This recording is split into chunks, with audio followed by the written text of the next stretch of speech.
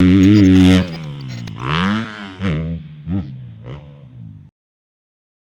what do you think about these announcers constantly talking about technique now? All of a sudden. I love it. All of a sudden. It's all about technique. It was always about fitness. That is interesting that you say that. You know what I mean? Yeah. And now it's all about technique. Like, man, I tell you what, I don't know if I have any minor little thing to do with this, but either I do have a little bit to do with it, or I just timed my business perfectly because, right? yeah, Like it's crazy. now that I'm putting all my eggs into the Moto Academy basket, everything is turning into technique. Yeah, it's crazy.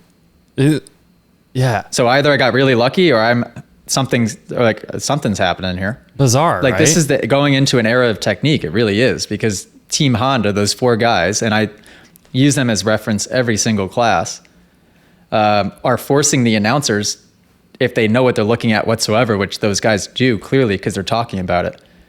Oh, it makes you smile the whole time. Like RC just kept talking about feet on the pegs, and then he uses the comparison, talked about Dungey versus the modern era, which is a really cool contrast as well, because Dungey isn't that old school. Like he retired in 2016. So technically that was like 2 generations disconnected, or 1 generation back. Riding generations I'm talking about, like people coming into the pros. And it's so different. Dungey sitting down, and it works. Like I never say that foot out is wrong necessarily. It's just a more difficult, less consistent way to ride. Yeah, honestly, it's just, it's so funny. Like when you start riding with feet on, you're just like, why would I take my foot off? There's no. You know what RC hasn't caught on to yet? You can tell he hasn't practiced it himself, because he always is amazed when he sees it to the point where he goes, man, they must have such good balance, because it is so difficult to do that. And every time he says that, I'm thinking to myself like, oh no, it's actually easier. Right. Like it's 100% easier. Isn't that crazy though? Yeah. I mean, people just have this mental block. I don't get how it developed like that though. And I mean, it is just dumbing it down. Like, I don't know. Is it because the bikes are so much better, or does that have nothing to do with it? I would tend to agree with that, but then you could watch me hop on a freaking 1986 bike and I'm going to ride it the same way I ride my modern bikes, and it works. Right. But I'm saying, like, do you think we're so technique based rather than fitness because we aren't like fighting the bikes anymore? Like the bikes are just balanced and dialed. Oh yeah. That's a good point. Yeah, but yeah. I mean, were you fighting bikes growing up? Like, is that the mindset or no? No, I wasn't. But I was always very technique oriented. So it's hard to say. Like, I think if you're technique oriented, I don't care if you're riding some POS with wooden boards as suspension, you can kind of make it work. Right. I think that back in the day, a lot of people just maybe didn't know what they were doing. And I'm talking way back in the day. You know, like 70s into 80s into the early 90s, like people were just figuring it out. And I'm sure that we're probably now just figuring it out, and people in 2030 will look at us like we don't know what we're doing. That's just life. But I think things have just progressed. Yeah. But it's simple, dude. It's so simple. I mean, you're at every class. You hear I sound like a broken record. I talk about the same stuff over and over and over. Yeah, but it's because it works and it's so simple. And honestly, for me, it's kind of fun knowing it all. Just because, like, I love being able to, like, go to the track and just, like, watch people and know exactly what's up. Like, and in Vermont, I don't know if it's just Vermont, but in Vermont, people like to go a lot faster than they should. Oh, that's everywhere. Like, then they're ready for. You know what I mean? It's just, like, all gas and no technique at all.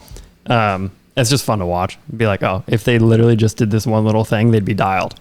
You know what I mean? Yeah, and people in motocross especially are hard-headed and ego-driven and don't want to take the time to learn and change the way that they do things, which is frustrating. But we're breaking through to a lot of people. Like, you see a lot of people, even at these classes, that are very fast, or old guys that have been doing it for 30, 40 years that are coming to class like dedicated, trying to change. Yeah. Yeah, it's cool. Going to be hard, and you have to slow down to figure it out. But at least they're seeing and recognizing that, like, hey, maybe I should try to fix some stuff. And what you just said is the key to it all. Like, are you going to be able to fix it right away or within a week or a month? Probably not. But if you attend a couple of these classes or inside of the Moto Academy especially, Right. you'll become educated enough to know and recognize, watching others, exactly what's going on. So for everybody in Moto Academy listening to this podcast, hopefully you're starting to watch the races on TV a different way. Absolutely. You can listen to the announcers and totally understand what they're saying, or maybe sometimes Carmichael or whoever would talk about something, it would go over your head because you wouldn't understand it. Now you might even have enough education to be like, well, no, hang on a second. This is why this happened. Okay, so seriously though, Moto Academy members, if you have not done this, go watch 250 Moto 2 from Thunder Valley. Is that where we just were this weekend? Yep. 250 Moto 2, the last 5 minutes, the camera is only on Hunter. Just look at his feet. Look at nothing but his feet. It is insane. Look at where he's standing. Look at like some of the ruts that he was standing through was beautiful. It was so cool. Like, and it's you can replicate it. Yeah, exactly. Is what people try to fight me on, and they're like, "Oh, well, that's Hunter Lawrence. I can't do that." No, like that is the easiest thing that you can do. Yeah. Railing the rut, leaning over with your foot up to your handlebar and dragging your elbow that's hard. That's hard. Yep. Standing up through a rut in just the attack position without the clutch, without the rear brake, like getting away from the controls, is the most stripped down basic thing that you could possibly do. Yeah. Yeah. I freaking love it. I just like that all of this is everybody's starting to kind of catch on right as the brand's growing. So this is good timing, people. This is good timing, selfishly. Subscribe to the Moto Academy. Subscribe. You can train with Jet and Albert. And cameraman Cam. And me. I'll teach you how to go fast. If you guys are enjoying these podcast clips and you want to watch full episodes, you can subscribe at club.themotoacademy.com.